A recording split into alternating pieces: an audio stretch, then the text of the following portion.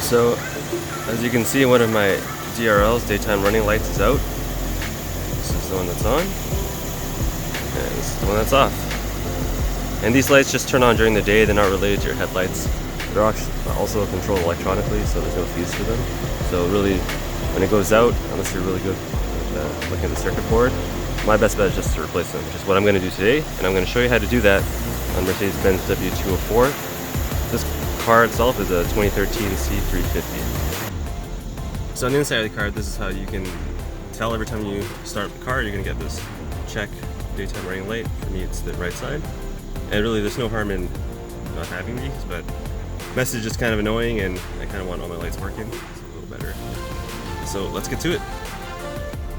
So this is all you should need today is a torque screw, and you want the T20. That's the one in the middle right there, and then just a flathead screwdriver. So we all know Mercedes parts are quite expensive. I changed the headlights on mine. They're special HID, and those go upwards of $1,000 a piece, including the ballast. So it's not cheap. So these are just LED lights, so I'm not too concerned. And so what I did is I went online, went to AliExpress, bought myself some Chinese DRLs. So for the pair, it's only 33 bucks. I said, why not? Let's give it a try. It can't be that bad, right? They're just LEDs. And I will also compare and see how they look. Okay, so this is all you gotta do. Take your T20, and you see there's 4, 1, 2, see? There's one there. 3, 4. So go ahead and just pop those off first. Okay, so once you've got the screws off, you just gotta pull this off. Alright. There you go. Try it out. Okay, so this is how you take the harness off. The stock one anyways. See this? It's a little switch, so you just gotta put your screwdriver in there.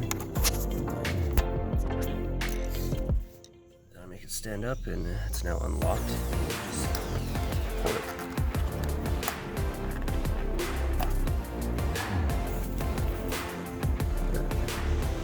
Okay, so I just discovered the trick to this. So you see there's 4 tabs, and if you look closely, see this tab's got a piece at the back that's preventing it from being pushed this way, and then here on the other side is the actual hook. Yeah. But if you notice, so this is the right side, so it would be this top right side right over here. See this one, the tab here, it's flat. It's not at an angle like that one, judging it, which means you can push this one. So let's start here first. So just push on this, push down. You can see it's already coming out. Okay, so how I got it out was I was pulling on this side, and then with a flathead screwdriver, putting it right in there and turning it so I could open up this slot for the thing to pass through. So do the other side. As you can tell, I don't really read the manual. I just kind of open things up and figure it out. Not too hard. Okay, so once you pop those out, this thing just comes right out. And let's just do a side-by-side comparison right now with the original and the one from China. So, there you go. So this is the original. Yeah, you can see this is the original.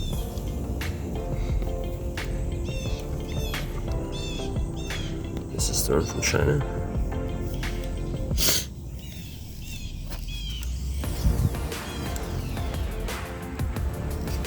They look pretty similar. I was afraid that maybe these the angles of the reflectors would be different, but they look pretty similar.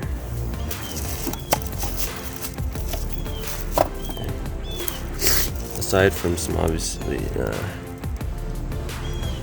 paint jobs, materials, they look pretty similar.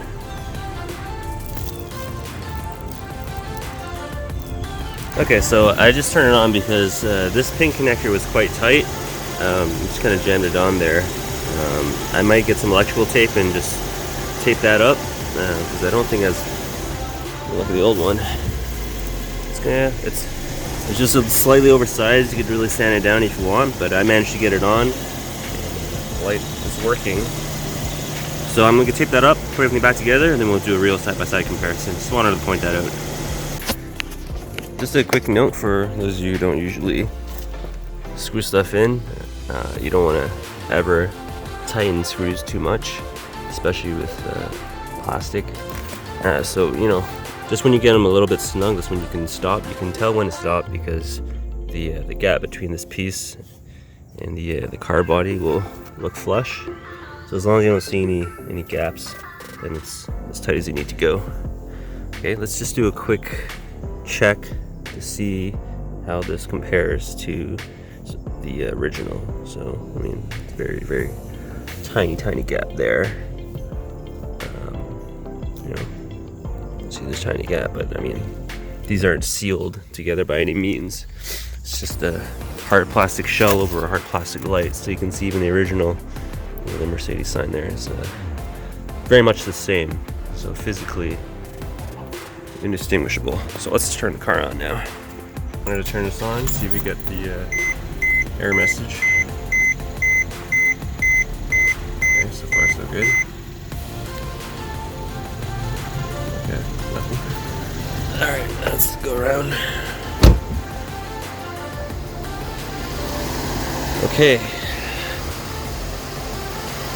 So actually, it might be a little hard to tell from the video, but I think you can. There is a difference in the lights. The one from China, and this might just be because of the age of the lights. Obviously, this is new, so it's much clearer. Let's see if we can get a better shot. See, it's very clear, and it's a it's a very sharp white blue kind of light, sharp enough that you can really see the 4 sets of LEDs. Whereas my original, maybe just because it's old and it's dirty, not quite so blue of a light.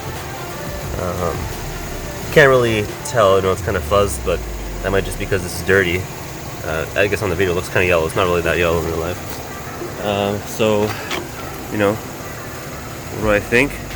I think there's another difference that I'm probably going to just change the other side out. I have it anyways. I bought them in a pair for 33 bucks. It's not a big deal. And I'll just keep that one for a rainy day. So that's about it. It's an easy fix. Get something that's really annoying out of the way. And that's all. Thanks for watching.